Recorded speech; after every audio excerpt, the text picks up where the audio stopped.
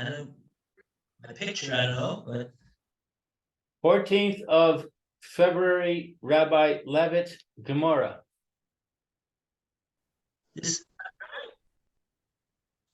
Seir Ein Kan, Giluach Yesh Kan.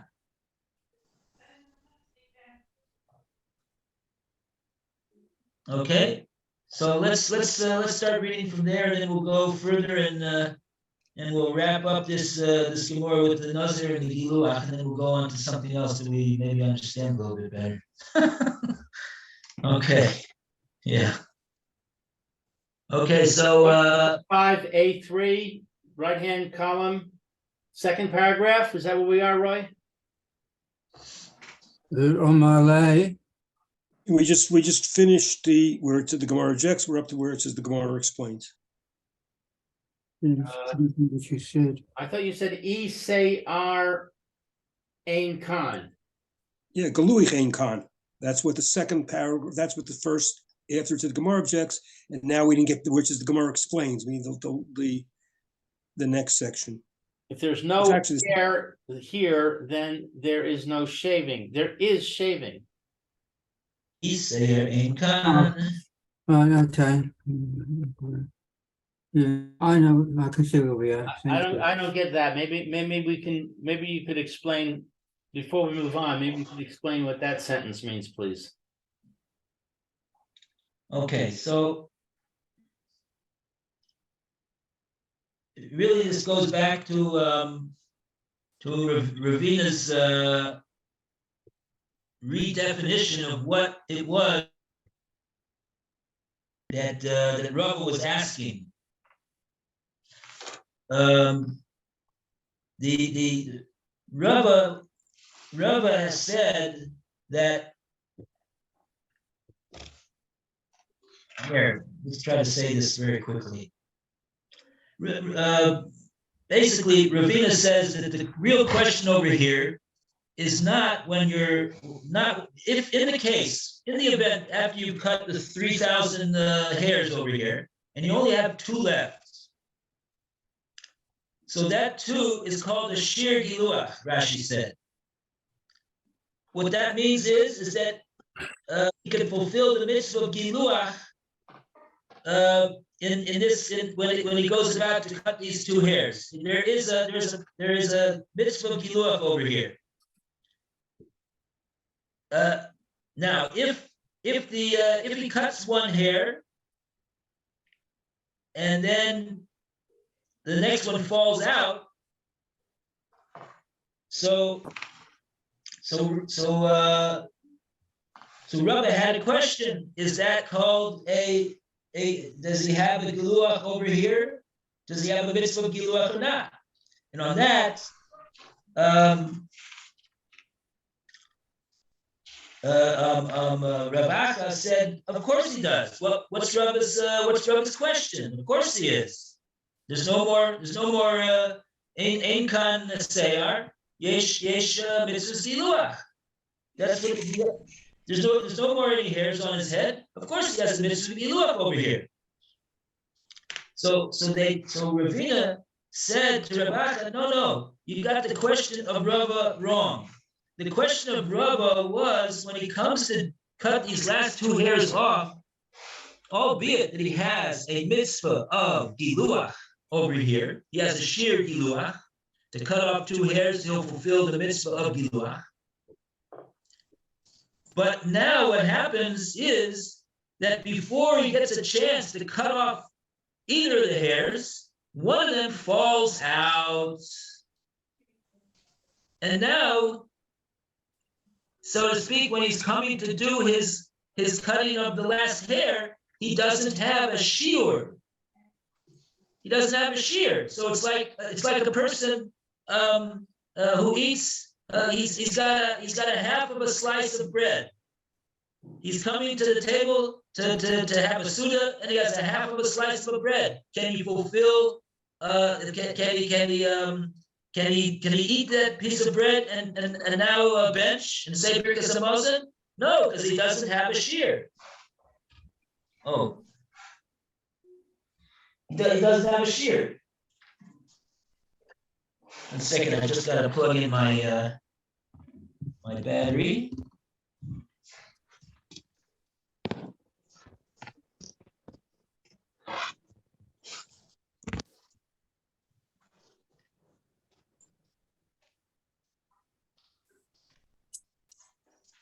So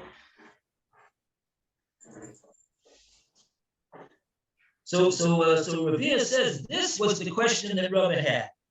And then he explained what are the two studying over here? What are the two views of looking at it? Do we say hashta miha haleka shiur? Right now, there doesn't remain on his head two hairs, and therefore he cannot fulfill the mitzvah by cutting off that one hair. Because that's like eating a half of a kazayas. He can't bench as a result of eating half a kazayas. He doesn't have a shear, and so therefore he doesn't have a mitzvah of giluach. Or do we say, and if so, because that what he did to finish off his giluach is not called a giluach. To have a eating of bread is called you eat it. So to have a giluach, which is the mitzvah is to do giluach. The mitzvah of doing giluach involves cutting two hairs because that's a shear. Cut one hair is not called the giluach. Or do we say, on the other hand, that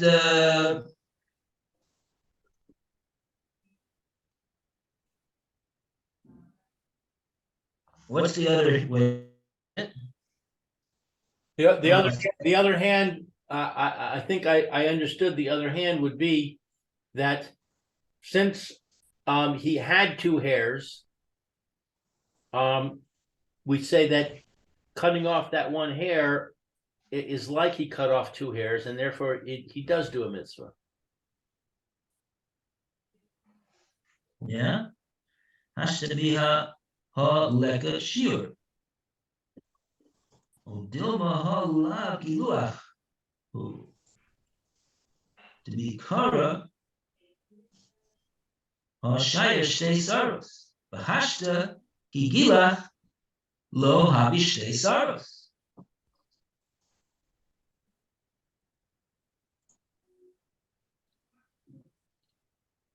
Do we say?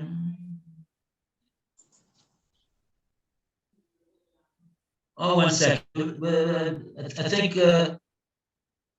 maybe I said it wrong. Do we say the first side of his statement is that's the side that says he did do a mitzvah of giluach. Do we say that he did a giluach? Why did he do a giluach? Because hashta mia lo haleka shiur. There's not two hairs that's left. It's not two hairs that's left. Oh, because he already did a shear before he cuts the last hair. He did right. I think we're connecting the giluach that he did before, and he didn't leave two hairs. We know that if he leaves two hairs, so then he has not done a giluach. But over here, he cut the 3,000, and now one of them fell out, and now there is not two hairs that's left. So that's the tzad to say he's performed a mitzvah of giluach. Why? Because he cut the hairs on the head, and there's no longer two hairs that are remaining. And two is ma'akev, but one is not. So okay. It's as though, so to speak, the hair that fell out joined with the 3,000. Yeah. Right. Or do we say, so that's the side that says he has fulfilled the mitzvah. Or do we say, O Dilma, halak giluachu. This is not regarded. This is not a giluach. He has not fulfilled the mitzvah of giluach that the Torah commands. Why? To make kara hashayer shtei saros, because in when he came to do the Giluach, there were two sorrows. There were two sorrows to cut off. He left the two, and he left the two there. He left it there. Hashta, Kigilach, and now that he's now that he's going to just cut off the one hair, that's not good enough. That's half of a. He had to cut off at the end of the day that there was two left. In order to fulfill the mitzvah of Giluach, to have a sheer Giluach, to eat a whole kazayas, you got to eat a whole kazayas.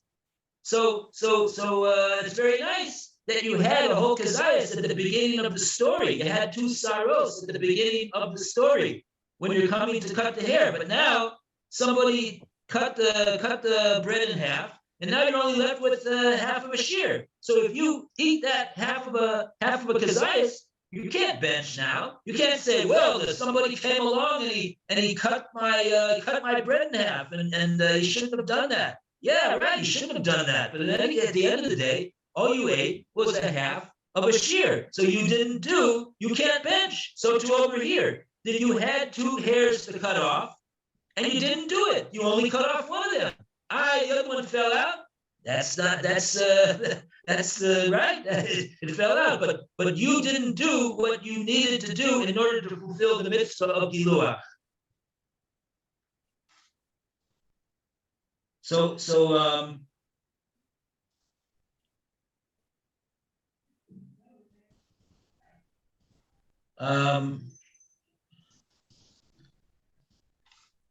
Hashash te saros v'hashta ki gilach, and now when he comes to do the mitzvah of Giluach, lo havish te saros. There's not two saros to cut off.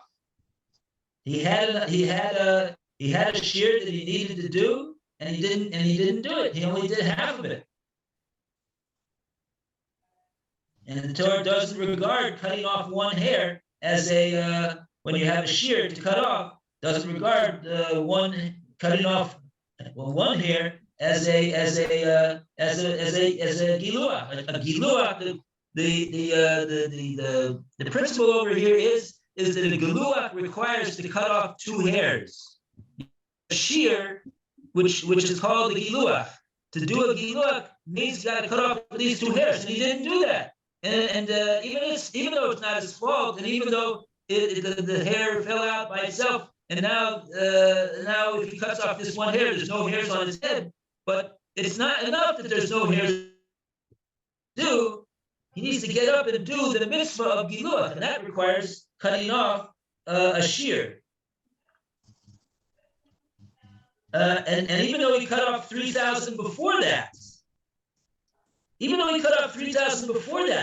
but there was still it was an undone job. It was a half of a job, even though 3,000 compared to 2 is not a half a job. But in the Torah's eyes, it's called half a job. He did half a job. If he would leave those 2 hairs, even though he cut off 3,000, there's no doubt that that's not called a mitzvah of giluach. So because he left a shear of 2 hairs, which holds back from fulfilling the mitzvah of there's more cutting to be done. There's a giluach that needs to still be done. So that's not called that he did a giluach. And so that's those 2 hairs that are left have got, according to the second side, those 2 hairs that are left have got to be, both of them have got to be cut off so that he finishes the Maisa with a giluach. Okay. So now, so those are the 2 sides, and Hadar Pashta Seir Kan Giluach Ein Kan. So after having posed both of the sides, Rabba said,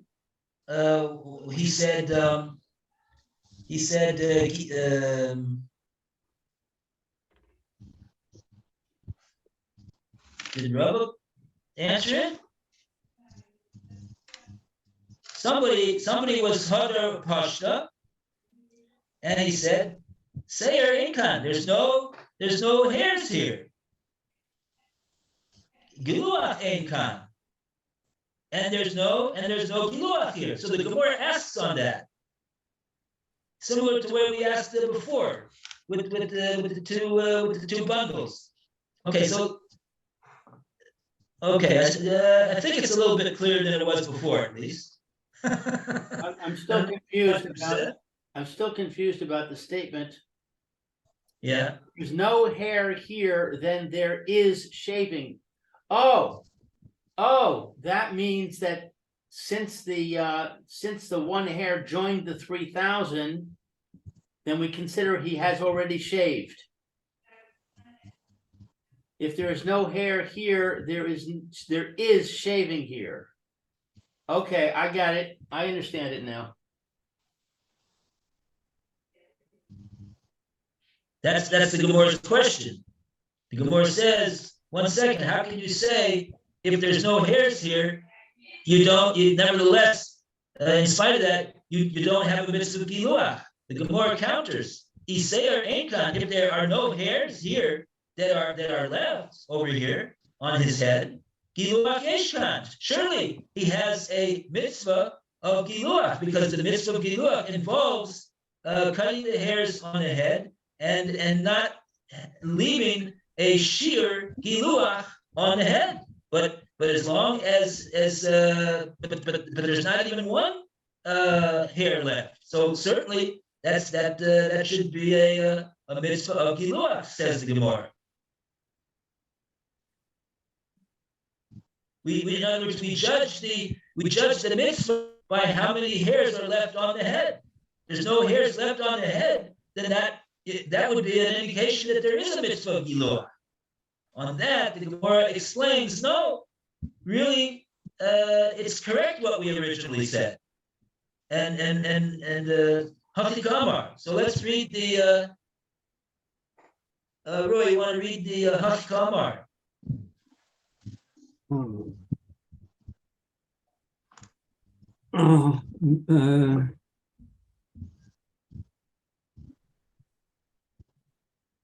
I've got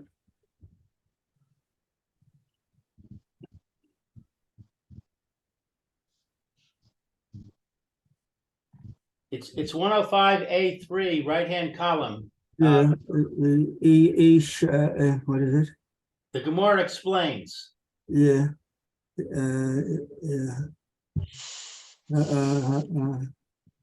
Hachi Kama.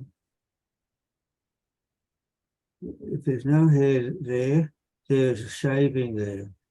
This is what Rava means to say. FLP Shisaya Ain Khan.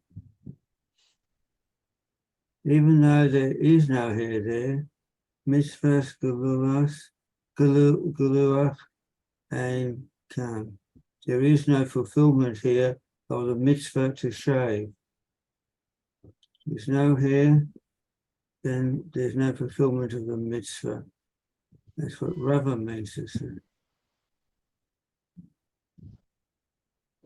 The Gemara said the opposite.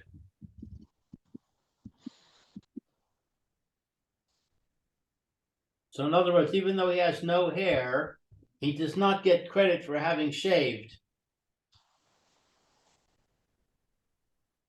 Right. We're sticking in to the statement Apopi. It's a bit of a curious result over here, says the Gemara. In spite of the fact that there are no hairs left, and that of course would indicate that he's fulfilled the mitzvah of Giluach. But nevertheless, the Gemara says that no, the Gemara, what the rabbis are saying is in spite of that there's no hairs left. Nevertheless, he does not have a mitzvah of Giluach. Because why? Because how do we look at it?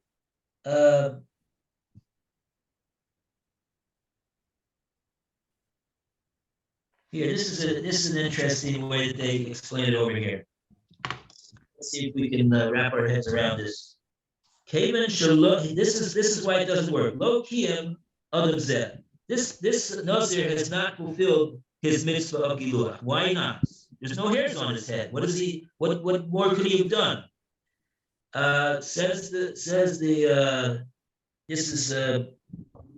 this is the bringing here from the Balamor. The Balamor is in the back of the Gemora, on the Rif.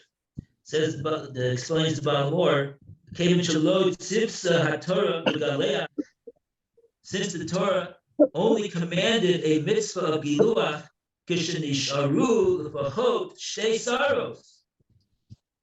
that's the way we look at it. The Torah commands a mitzvah of Giluach only in the case where there remains on the head at the very least 2 sorrows.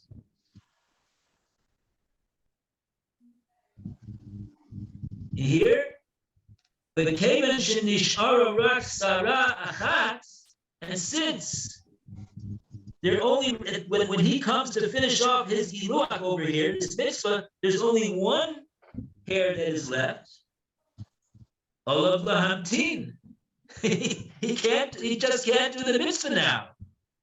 In order for him to finish off the mitzvah of giluach, after he cut the 3,000 hairs, and now he's got 2 left. Now he's got the opportunity with these 2 to cut these 2, and because there's a mitzvah now here still to be done. There's a mitzvah here still to be done.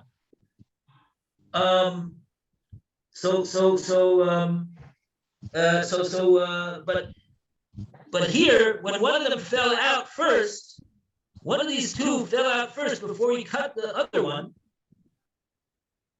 Now it's like there's not a shear left. The Torah does not command him to cut off this last hair. You don't have a shear. You don't have a shear. You cannot do the mitzvah of giluach with cutting off 1 hair. And so what does he have to do? Says the Balamor. He gives an Eitzah. What's this poor fellow supposed to do in order to do a mitzvah of giluach at this point? Olav lahamtin. He's got to wait. Very practical. He has to wait for his hairs to grow to a requisite length, such that it's called that you can bend it over, and that with that it's called a hair, and now he can cut off the hairs and fulfill the mitzvah of giluach. But at this point, he cannot. So you see, it's a big difference with when the hair falls, when you got 2 hairs. Which, if he first cuts off 1 of those 2 hairs, and before he manages to cut the other one off, the second one falls out. Everybody is in agreement that is a mitzvah of giluach that he did, because in that case, they said, of course, that's giluach. He had the mitzvah of giluach, and now there's no more hairs on his head. But over here, when he's coming to do the giluach, if the hair fell out before he cut off the first one, so now we say, oh no, now he's only left with 1 hair. He can't do a mitzvah of giluach anymore. It's called when it falls out when one of them falls out first. It's called that he's now coming to do mitzvah, which is half of a mitzvah, which you can't do half of a mitzvah. You got to do a whole mitzvah. If he starts out coming to the mitzvah and there's 2, and he cuts, he even though the other one falls out on its own and he doesn't cut it off himself, that the Gemora understands. He he's fulfilled. There's no hairs that are left.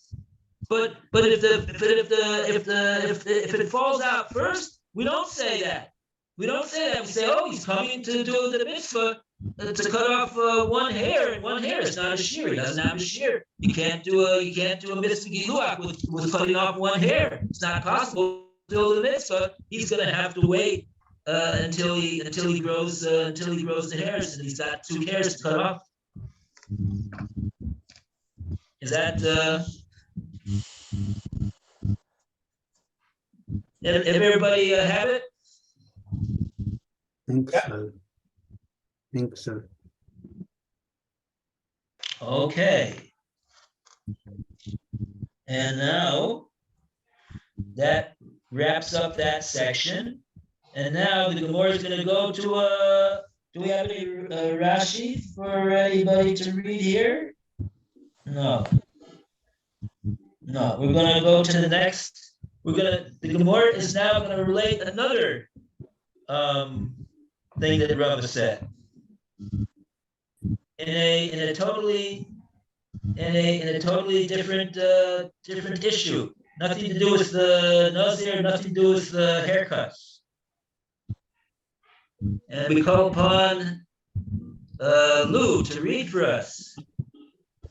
Okay, the Gemara cites another similar inquiry and resolution by Rava, this one pertaining to the law of Tuma transmission. Oh, okay. Bamar Rava, and Rava said, Hare Amru. Rabbis have said in a Mishnah, Chavis shenikva use samua shemarim. If an earthenware barrel that had been placed in a skylight developed a hole and sediments sealed it. I see. So a barrel develops a hole, and dust and dirt drop down from the skylight and fall in the hole and close the hole up. Hitsi luha.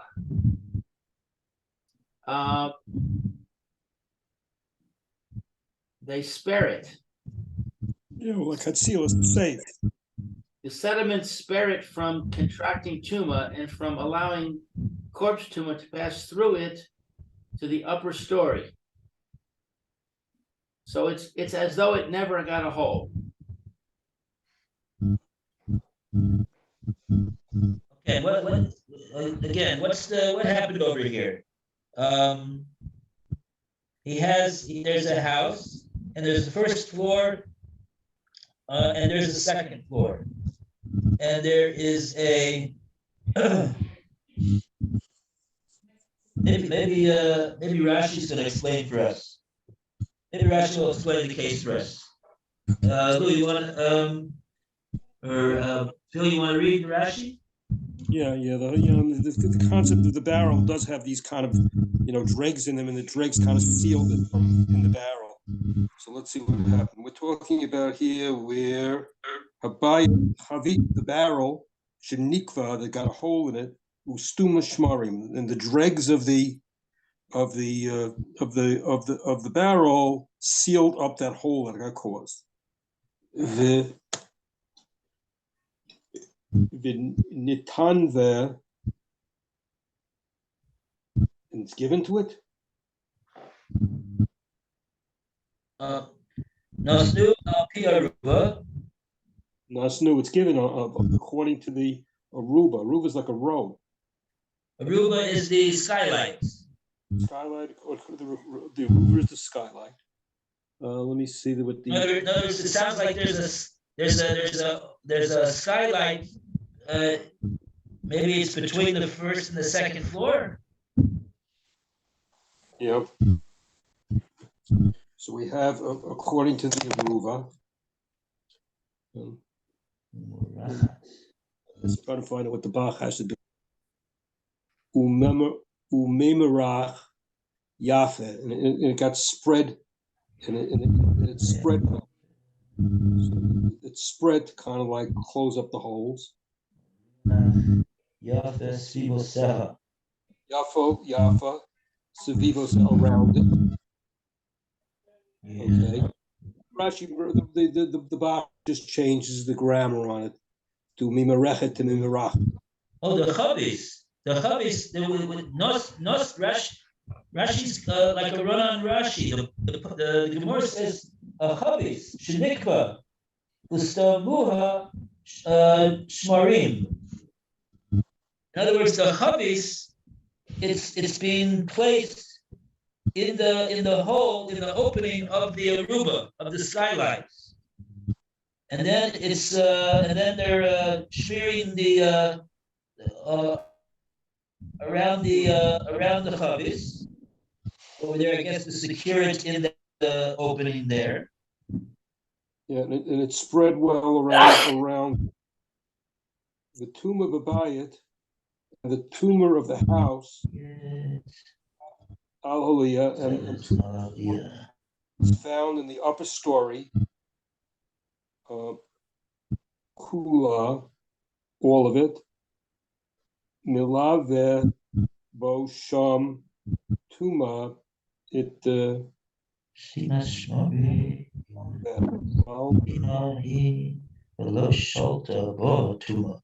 Where's the tuma? Is the tuma is in the bias, meaning in the first floor.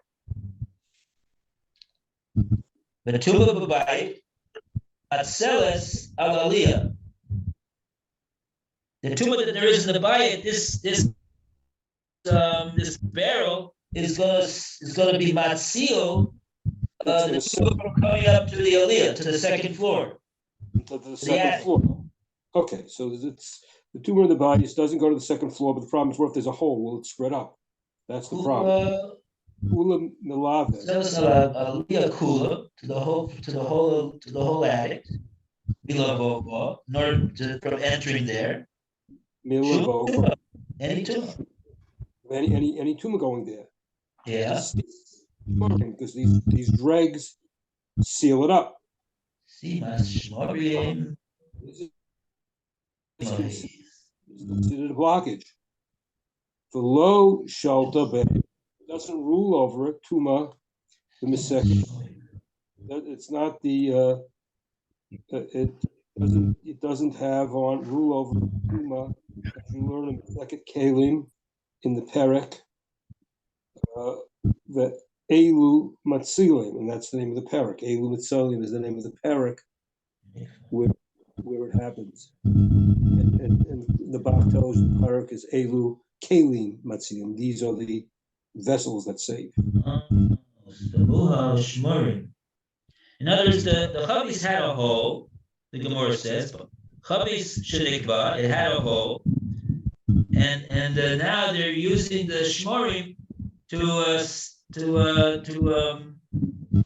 cover over this hole that's in the chavis, and the shmorim has a status of being a proper block, and now it successfully prevents the tumor from going up to the attic. Because sima shmarim sima, the block that was made with the shmarim is regarded as a proper halakhic barrier, a sima. Below shelter batuma, and therefore the tuma will not be sholet in the upper floor.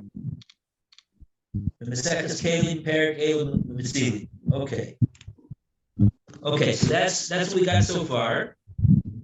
Hitziluha, that this stima, which was done through the shmorim, will be matzil the act. Okay, so that's not a question, but that's a given. That's the din. Now Rava asks the shaila, boy Rava, Agav Chetzia. Okay, so the question Rabbi asks, Gav Chetzia Mahu. Okay, so if he sealed up half of it, what's the law? That's weird. Just should be able to get. So what good is sealing up half from preventing the tumor from going through? Oh, Rabbi likes to talk about halves. You see here, he's very into halves, Rabbi. How does that work? How does it work? How's that called a stima? Okay, now the next Rashi is even getting longer. Didn't think that one was long enough. The Agaf, and that's a allusion of Magufa Agaf. From the body of the Agaf. Agaf nowadays in Hebrew means like a wing of a building is an Agaf. Oh, Rashi explains what the Agav is over here. He says Lashon Magupa. Magupa is a stopper.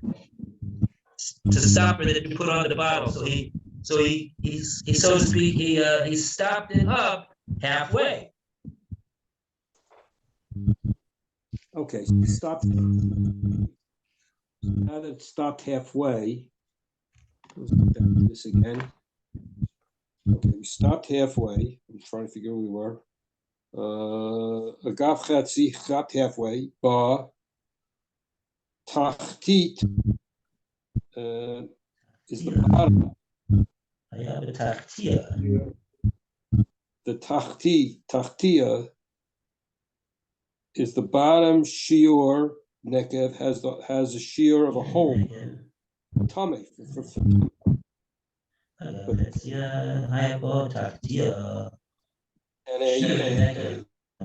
with keli, a vessel which accepts two states, not considered it's not the imposition. What do you call interposition? It's not considered interposition. A chatzitza, it's not considered a chatzitza because of the tumor. The agaf with plaster type thing. Chetzi, half with plaster. Mahu, what will be the done? Mi Amrin, who says chashta now, miha, that there is leika shear, that there isn't any more shear there of a nekav, of the hole. The hole is not.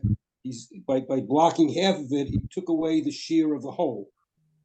Or dilma, or perhaps it isn't blocked.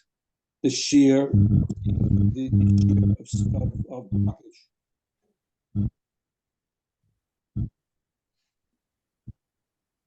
Makes it sound like it's looking at it from the two ways. One way is do we look at it the way, is how you talk about the glass being half empty, half full and half not, that type of thing. Which way do you look at it? Do you look at it as the thing blocked, or do you look at the thing half a hole, or is it half a block? Uh-huh.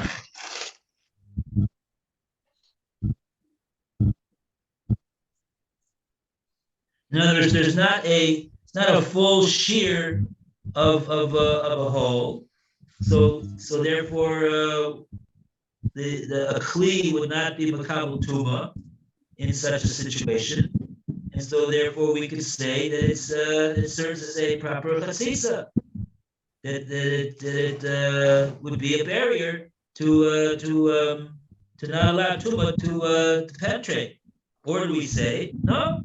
Since he didn't really cover up the entire hole, the open area, a daim makabel kli tuma. Still, the kli will be makabel tuma in that case. Therefore, there would not be an effective barrier to block the tuma from going up from the bias to the aliyah. Yeah, like you say.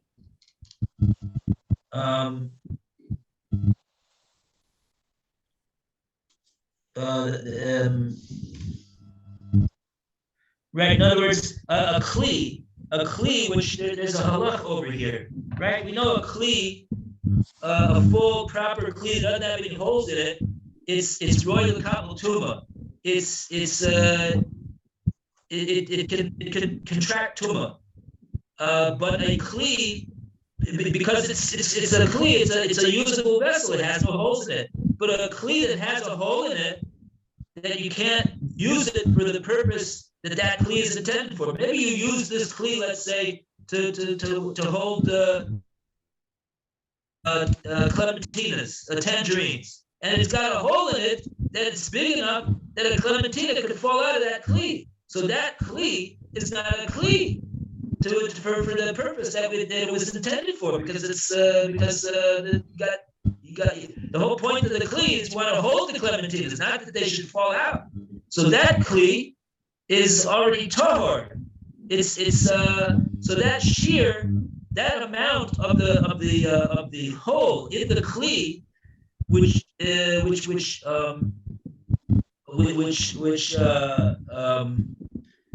we're talking about over here, is it the amount? Is that if it's a half of a hole? So then that's the question over there. Is it a barrier to tuma or not?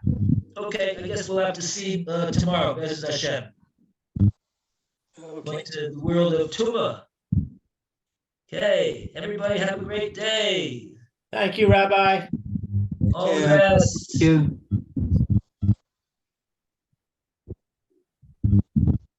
Okay. Bye. Bye-bye. Have a Bye, good day. Roy. Bye, Lou. Bye, Phil.